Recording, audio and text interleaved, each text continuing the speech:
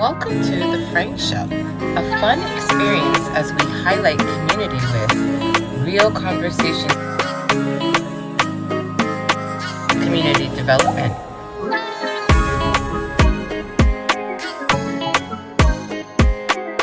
local fashion creators, and the education of our youth.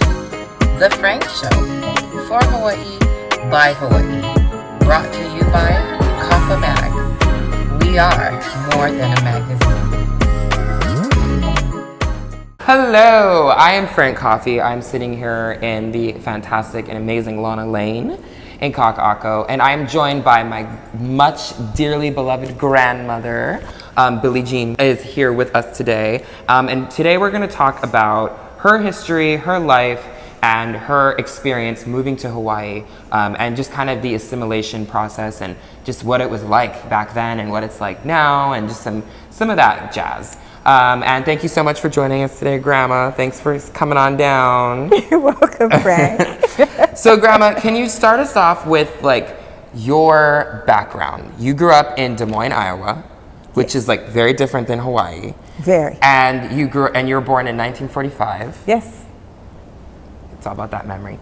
And so tell us about like your parents and Iowa and your grandparents and that just growing up there. Okay. It was interesting when I did a little bit of research, because my generation's parents and their parents were a group of people who were very, very secretive about their history, where they'd come from, and what they were doing. And so thank goodness for Ancestry.com. So I was able to determine that my father, was born in Buxton, Iowa.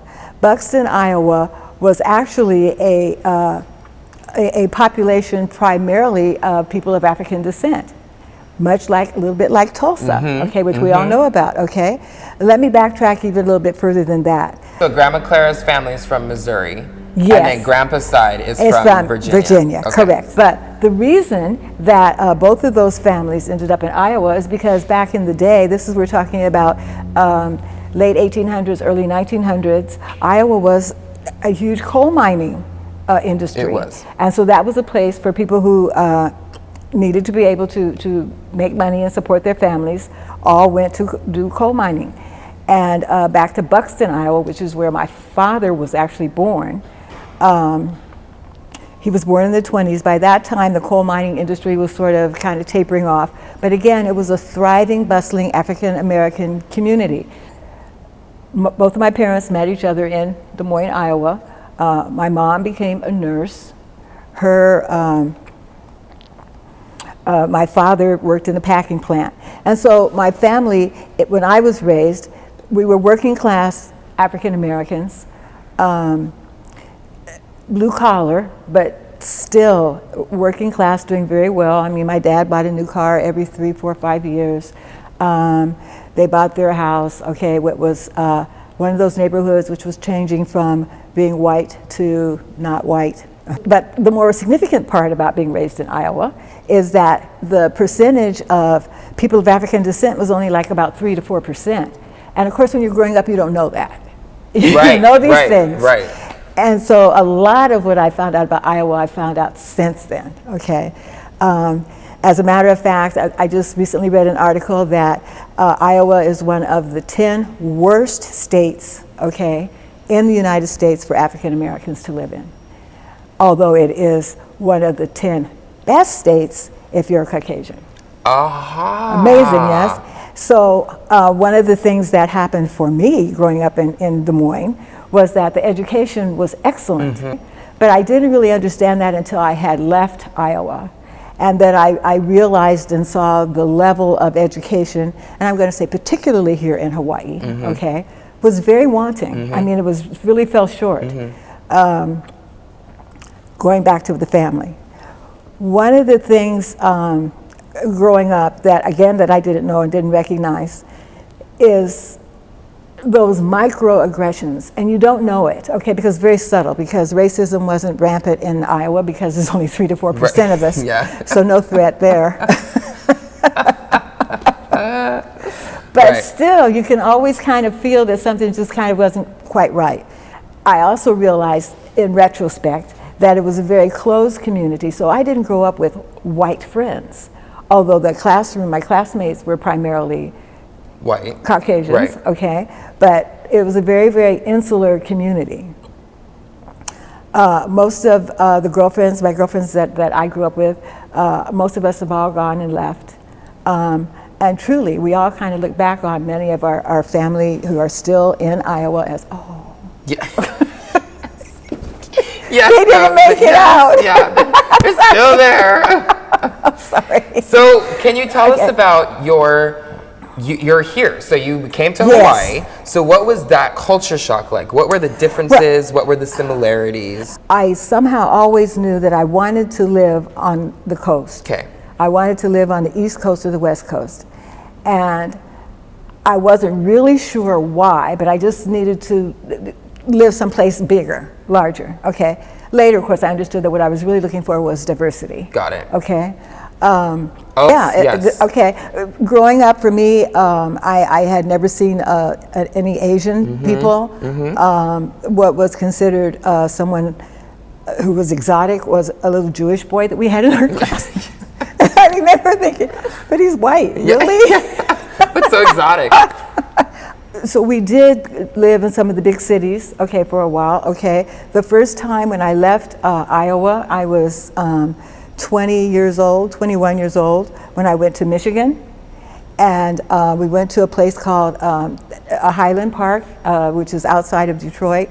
And that was the first time in my whole life that I'd ever seen people of African descent who were bus drivers, who were policemen, who were all of those professional, and it was I remember standing on the corner and everybody who was walking past me was black. That was such a visceral feeling. It's like, whoa, okay, because I had never ever felt or witnessed that before.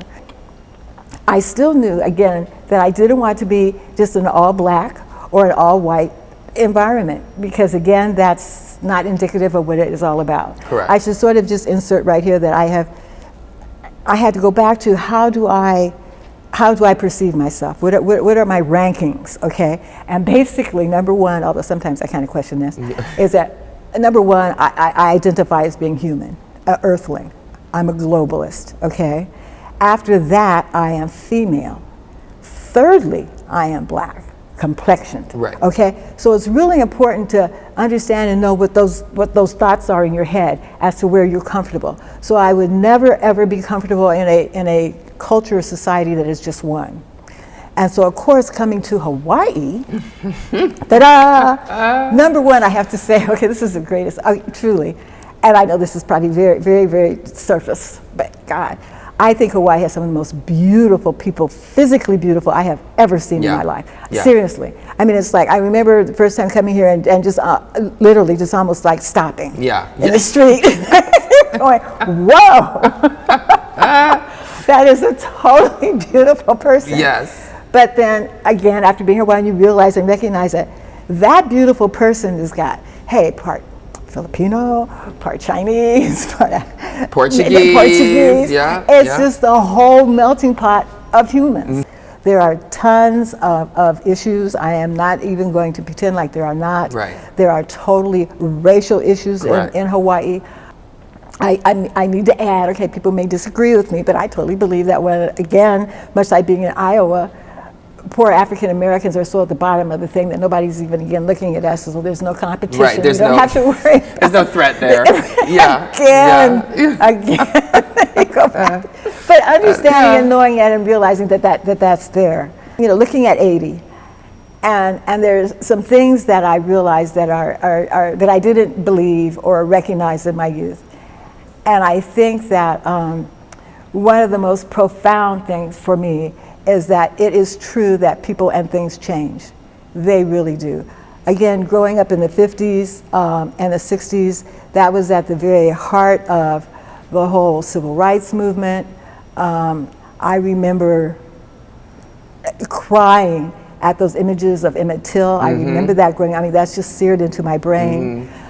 You heard on TV in real time when he said, segregation now, segregation Right. tomorrow. It's like you were a little girl hearing that. Absolutely. And again, when you're taught the textbooks that they teach you in school, you don't quite, you're not quite able to the dissonance is just so huge. And what you're taught in school about democracy and justice, and then what happens in real life. And so one of the very difficult things, okay, as a young person, is to sort of be able to continue in life, continue to live, don't get so angry that you get killed or imprisoned, continue to chill enough to be able to get yourself through that wave of injustice, because everybody will face it. Everybody will have it hitting them in the face at some point in time in their life. And it doesn't have to happen to you individually or personally. Correct.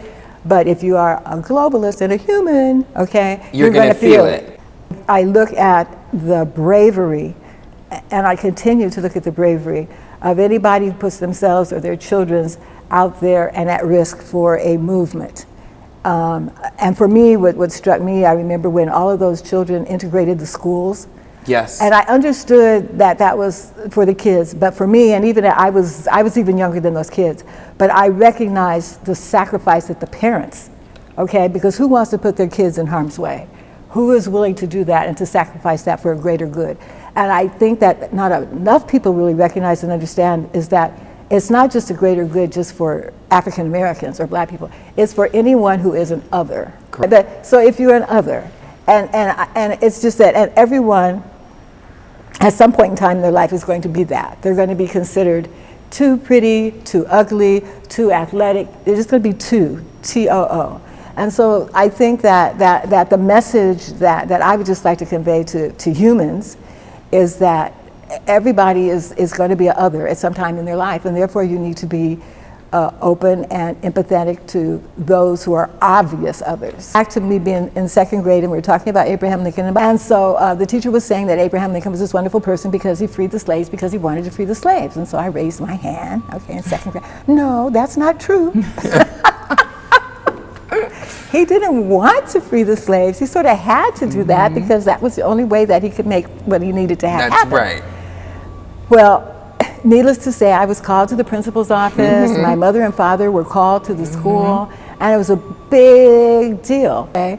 Because a lot of the secrets, I realized now a lot of the secrets and things that they kept back from their children, probably one was fear, because little did I know what a red state Iowa was. I didn't know that.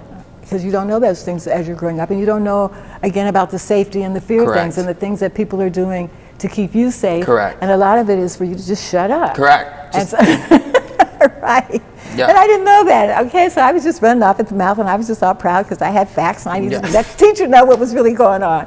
Anyway, needless to say, I realized that the family stopped talking. They were like, okay. It's like, okay, Billy's coming. Okay, cut. But again, the critical race theory, it really is about hiding what really happened. And whenever you hear anybody that's counter to that, you just have to go, that is the reason why. What are the facts that you don't want known? And discussed. And discussed. And the other thing is that it can be taught at any age. You can give that fact to a kindergartner all the way up through college level. It doesn't have to wait until you're an adult to hear. Correct. Okay? Correct. Well, thank you so much for sitting down and just quickly chatting with us today, Grandma, because it's such a value of Hawaii to make space and hold space for your elders. So it really is always a delight to hear about your upbringing and your experiences, and I'm just so happy I can take this to the classroom. Thank you. And get an A. Hi. Yeah, please give him an A. How did I do it? Thank you so much, Grandma. Let's go get lunch. Yes. Yeah.